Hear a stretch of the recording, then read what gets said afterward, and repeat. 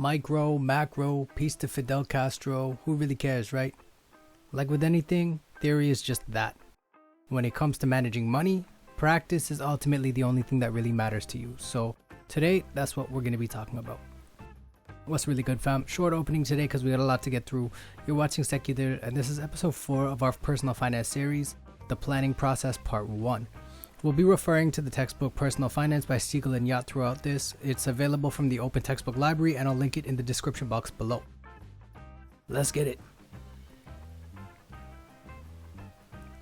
Now, if you've never thought about financial planning at all, Seigel and Yacht specify an 11-point process that you can just follow along as you go about setting up your personal financial structure. In this episode, we're going to go through points 1 through 5 as they're the most important concepts to focus on when actually doing the damn thing. The section opens with a statement. A financial planning process involves figuring out where you'd like to be, where you are, and how to go from here to there. To do so, the most fundamental ways of figuring this out is as follows. 1. Define your goals. 2. Assess the current situation. 3. Identify your choices. 4. Evaluate your choices. And 5. Actually make a choice. Let's get going on step 1, defining your goals. Without goals, there's really no destination, and without a destination, there can be no planning. While it's easy to say, I want more money, Seigel and Yacht argue that truly useful goals must be specific, measurable, attainable, realistic, and timely, or SMART as an acronym. That is to say, your goals need to be tangible. More than that, your goals should also have a reasonable horizon for achievement. Referring to the table included on page 22 of the textbook, it helps to categorize your goals based on 3 ranges. You got short-term, intermediate, and long-term. So I'm gonna create a random. Shorty's trying to figure out her financial goals. She starts with the most tangible and immediate priority, paying off her debt. See, debt can hold you down. Debt is income that you have yet to earn but will never belong to you. So she aims to break that down as soon as possible so she can actually make use of her money. At the current moment, the only way that she has to make money is to trade labor, that is to say, use her wage-based income to pay off the debt.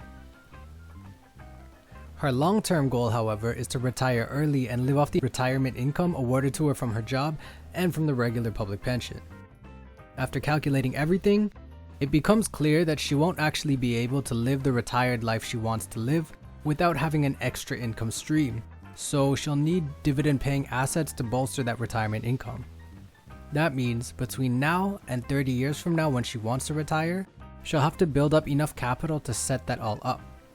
To do so, she has an intermediate goal of investing in things and adding to her wealth for the long run. Remember, retirement isn't contingent on age, but rather on your financial ability to live the life you want to live without having to work for your income. There's no set age or amount of wealth necessary to enter retirement, just a balance between the way of life that you want to live and the ways that you can generate the amount of money to live that way. Step 2. Assessing your situation. Again, coming from the book. Assessing the current situation involves understanding what your present situation is and the choices that it creates. It's a matter of organizing personal financial information into summaries that clearly show different and important aspects of financial life. Let's use the book's example of the shorty Alice. Alice takes stock of her life and finds that she has assets worth $5,250 in total. This consists of a car worth $5,000 and a savings account worth $250. On the other side of the table, she has debts worth about $55.7K, consisting of her car loan and her student loan. I'm going to go ahead and assume that Alice isn't attending university in the United States, otherwise that loan would be way more expensive. Anyways, now we know Alice's bare financial situation. Her net worth is about negative $50.5K. Quite obviously, her short-term goal is likely to be paying down debt just as our random was before. This allows her to minimize the amount of interest she has to pay on those loans. Alright, next she needs to figure out her cash flow. That just means how much money does she make and how much of that does she spend? Where does she get her money from and where does it go? Now you can kind of tell that this is an old book because apparently only a third of Alice's income goes to paying off her rent, or maybe she just doesn't live in a big city. Either way, her yearly income comes in around $36K and she spends 11 of it on her rent. Another 14 goes to her standard living expenses like food, utilities, internet, phone, all that. That leaves her with about 10.5K to allocate as she sees fit. The book suggests that she pay off about 2.4K on her car and 7.7 on her loan, leaving her with about 400 left over for her savings per year, barring any unexpected emergency expenses. We know this is not realistic, but we're just going with the book right now. This means that she ultimately only has 400 per year to save, and that's pretty damn bad if you ask me. If I were her, I would like this video, subscribe to this channel, and check out my video on opportunity cost to help her redistribute those dineros. But let's stay focused for a second. If she sticks to her budget and nothing goes wrong, Alice will be achieving her short-term goal of reducing her debt. This restricts her ability to put money away for the future at the moment, but she's made the decision to clear her loans ASAP, so that's what she's doing.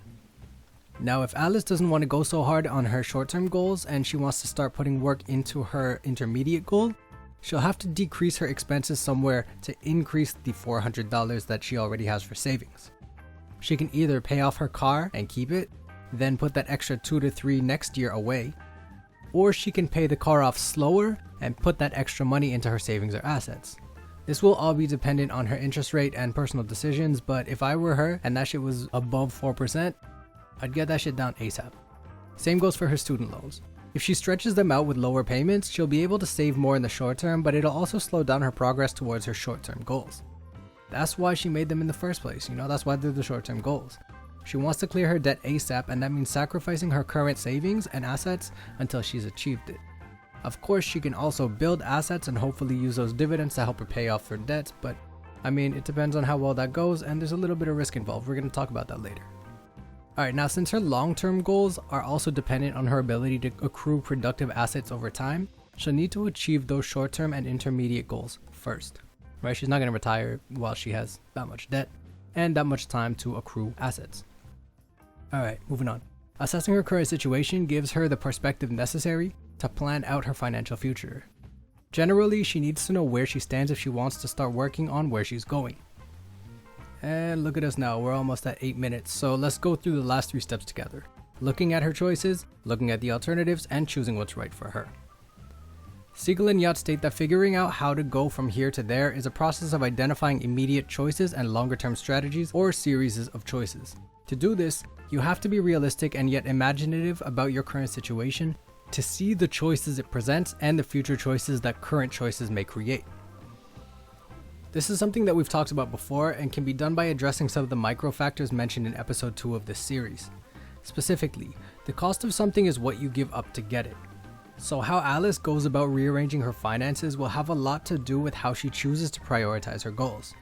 Is it possible for her to work towards all 3 goals at once? Is it practical? If not, what are her options? Can she reduce her expenses in any way, or can she increase her income instead? What is she giving up to expedite the process? The book actually suggests 3 hypothetical courses of action. The first one, she continues with her plan as is.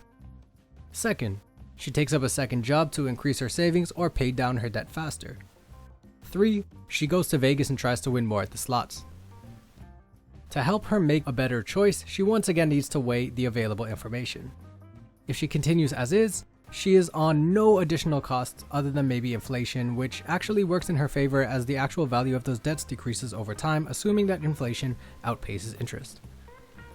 If she takes on a second job, she can pay off more stuff more quickly, but she also loses free time that could otherwise be spent on other pursuits. There's no explicit cost to this other than maybe some extra transportation costs, but it's safe to assume that the extra money will likely be able to pay off some of the added costs. Otherwise, it would just be foolish to take it on. Finally, Vegas. The benefit may be a drastic reduction in debt if she manages to win big. The potential for this kind of earning is undercut by the explicit cost of traveling, staying in Vegas, as well as the implicit cost of increased debt due to gambling and lost wages from the time she takes off work. Once again, by laying out the options explicitly, it becomes much easier for Alice to identify where she stands and the quality of her choices. This brings in a final cost that the book refers to as strategic cost.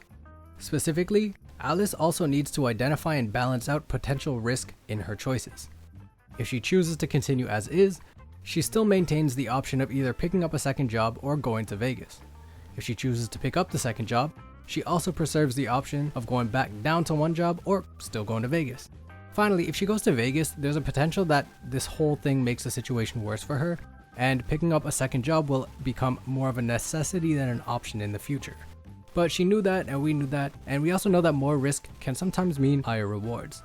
But again, it's high risk, so it might mean the opposite as well. So to summarize, to actually develop a financial plan, you need to figure out first what your goals are, then where you stand currently, and finally, what choices are available to you and which ones are best for you. To make these choices, you'll have to identify alternative choices, evaluate them, and compare them to what you're doing now. Your goals will be shaped by the micro factors mentioned in the previous 2 episodes, so your longer term goals must also anticipate structural changes to your financial situation in both the long and short terms. An exercise that you can do right now to get a head start on your planning is to apply the SMART model to your own situation.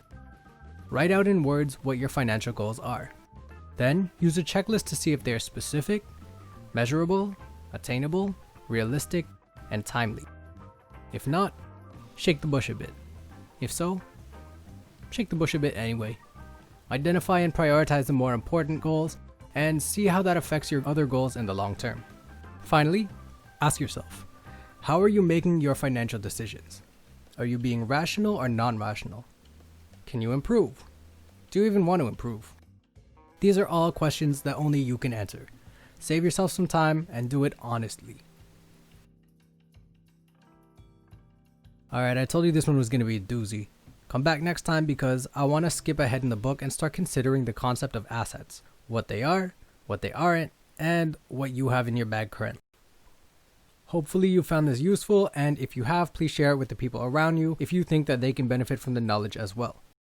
Take care of yourselves, take care of your people, go drink a glass of water, you're dehydrated. Peace.